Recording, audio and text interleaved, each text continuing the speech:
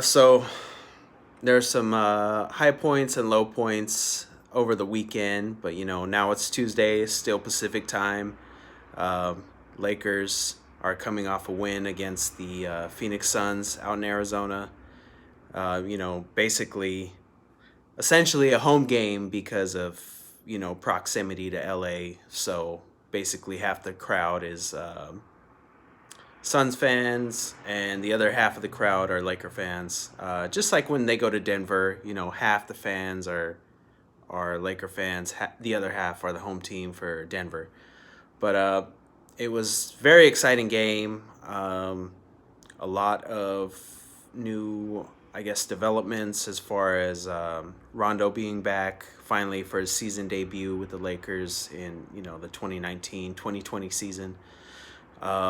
Kuzma seems to be hitting a rhythm. I know he had somewhere upwards of 23 points. Um, LeBron, of course, looking like he's playing for the postseason again. Everyone seems to be in the same mindset and have the same goal as far as it's not just these next 5 games or 10 games. It's what's going to happen 70 games down the road or 72 games down the road. So the Lakers look like in they're getting to their prime shape. They definitely still need work on the free throws. Obviously, turnovers are always a concern. Not much of a concern this evening against the Suns. Tonight was more about points in the paint.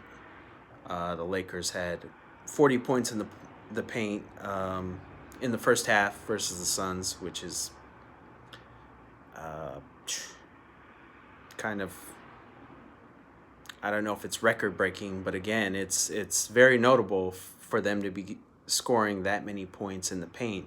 That just speaks to their size. That speaks to not necessarily McGee in the first half, but McGee definitely in the second half. In the third quarter, we scored 11 points, had 5 or 6 dunks in one quarter. But that was speaking more to the Lakers' interior game because it seems like after a certain point in time, a lot of emphasis was placed on the perimeter game, 3-point shots. Mid range is obviously very important, but um, in my opinion, too much emphasis placed on the 3-point shot. So just like in football, you have someone who can air out 60 yards. Well, you can air out 23, 25, 30 feet. That's fine, but you still need an interior game. You still need a run game that's going to pound the middle, pound the sides, attack the block, get rebounds, offensive rebounds, play defense, force turnovers, take charge. I mean, it's all simple um, basketball fundamentals that you learn very early. Uh, but that's what the Lakers are playing with Vogel, and it's good. I think LeBron's getting more of a taste this season than he got his first season in LA with the Lakers playing the division. So the division is not the same thing as playing the conference. Playing the division is very concentrated, heavier competition than, and I'm not taking anything away from the Western Conference, but playing in the Pacific Division is different than playing in a different division in the conference because historically there's always been more competition, more um, barriers to getting to the finals. Everyone knows that.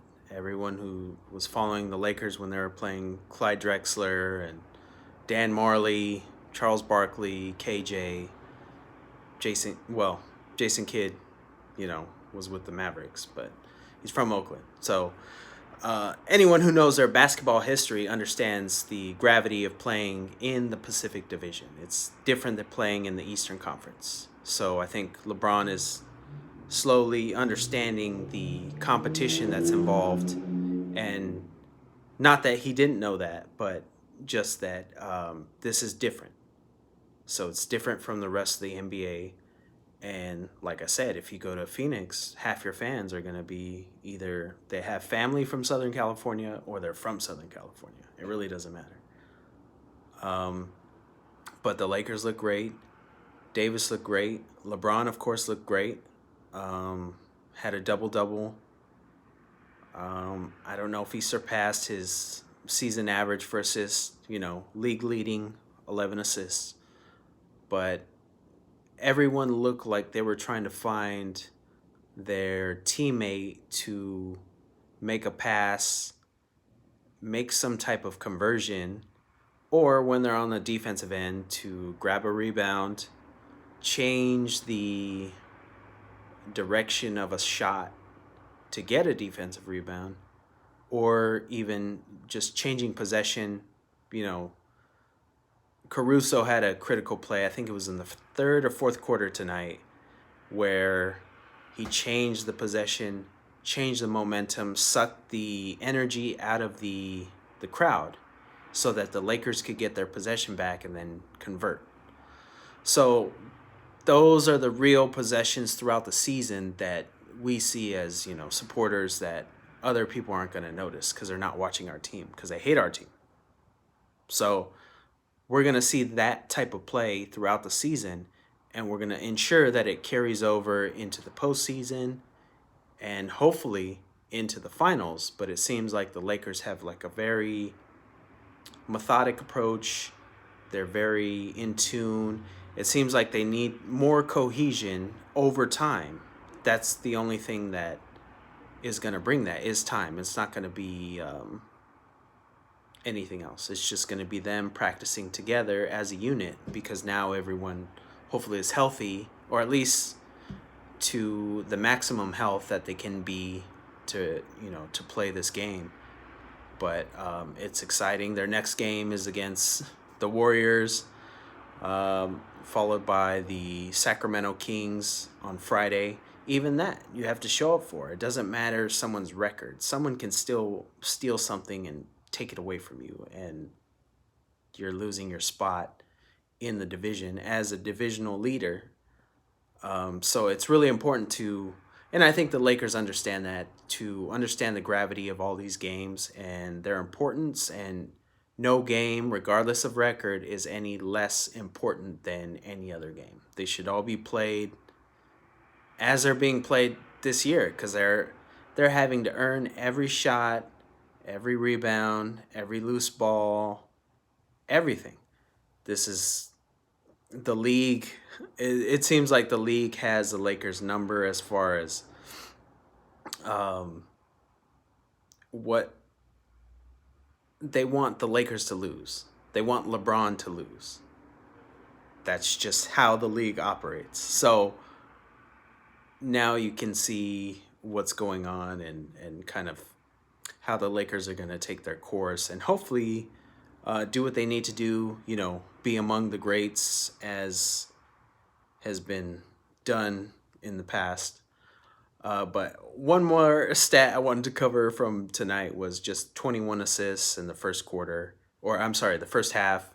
And it just, again, speaks to the Lakers' commitment to finding their teammates, making sure the ball moves. I haven't seen this type of ball movement in a very long time. Or it might have been highlights before I was even born. But there's a certain way that the Lakers are passing the ball, whether it's half court or, LeBron throwing, a 80, 90-foot pass, whatever. Doesn't matter. They're all trying to find their teammates in rhythm. So it's one thing to pass the ball. It's another thing to find them in rhythm. And that's what the Lakers are doing efficiently. And that's a major part of why their offense is ranked so high and they're scoring over 120 points a game. Because they're moving the ball, everyone's cutting. People understand the importance of playmaking without the ball or with the ball to make sure that the Lakers are successful. So it's going to be, another exciting year. And I look forward to tomorrow's game versus the San Francisco Warriors, formerly the Oakland Warriors. and then we'll see what the Lakers do on Friday night versus the Sacramento Kings at home. Thanks again for joining.